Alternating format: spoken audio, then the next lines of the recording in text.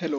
तो मैं हूँ कार्तिक और मैं आप लोग का क्लास 8 का साइंस का जो चैप्टर 11 है फोर्स एंड प्रेशर वो लेने वाला हूँ। तो स्टार्ट करते हैं पहले सवाल के साथ। एक दो बातें जो इम्पोर्टेंट हैं यहाँ पे वो है कि एक तो थोड़ी सी नॉइसेस हैं वीडियो में, तो उनको अवॉइड कर देना।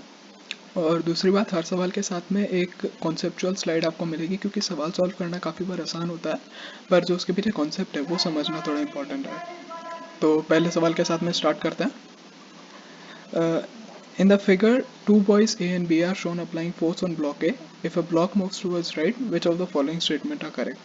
तो ऑप्शन दिए हैं यहाँ पे कि force of A is greater, force of B is greater, ऐसा करके।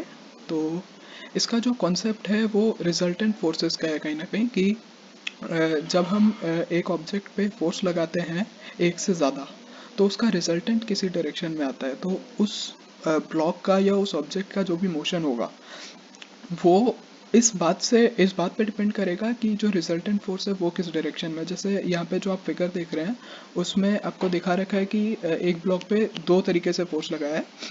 एक बार 60 और 30 न्यूटन एक ही तरफ है और एक बार ऑपोजिट तरफ है। तो जब सेम तरफ लगाएंगे तो वो दोनों का मैग्नीट्यूड ऐड हो जाएगा और नेट फोर्स राइट साइड की तरफ रहेगा 90 न्यूटन। तो इससे क्या होगा, ब्लॉक राइट में मूव करेगा। और सिमिलरली नीचे वाले में हम लोग ने ऑपोजिट फोर्सेस लगाए 30 न्यूटन और 10 न्यूटन। तो उसका रिजल्टेंट में एक्चुअली 10 न्यूटन वाला कंपोनेंट थोड़ा कैंसिल हो जाएगा और नेट जो बचेगा वो बचेगा 20 न्यूटन टुवर्ड्स राइट। तो इसलिए ब्लॉक राइट साइड में मूव करेगा। और कुछ एक इम्पॉर्टेंट बात है इसमें होता है, एक इक्विलिब्रियम होता है। उसका मतलब क्या होता है कि बॉडी पे जितने भी नेट फोर्सेस लग रहे हैं वो सारे बराबर हो गए, मतलब वो सारे एक दूसरे से कैंसिल हो गए। तो इस केस में बॉडी बिल्कुल मूव ही नहीं करती है, वो जैसी चल रही है कांस्टेंट स्पीड से या फिर जैसी रुकी हुई है वैसे के वैसे रहती है। और हाँ, अगर जैसे फोर्स किसी एंगल पे होते हैं तो उनका कंपोनेंट वगैरह लेना पड़ता है, ये प्रोबेबली आप लोग अपनी हायर क्लासेस में पढ़ेंगे। तो सॉल्यूशन की तरफ बढ़ते हैं। यहाँ पे क्या बोला था कि जो ब्लॉक है वो राइट की तरफ जा रहा है। तो इसका मतलब कहीं ना कहीं ब्लॉक पे जो नेट फोर्स लग रहा होगा ए और बी की वजह से वो राइट की तरफ होगा।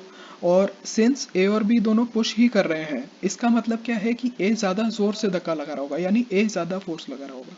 अगर ए ज़्यादा फोर्स लगा रहा है तो देयरफॉर वी कंक्लूड कि जो आंसर है वो है कि force of push of A is greater than force of push of B. ठीक है, तो पहला सवाल ये था। अगले वीडियो में मिलेंगे। Thank you.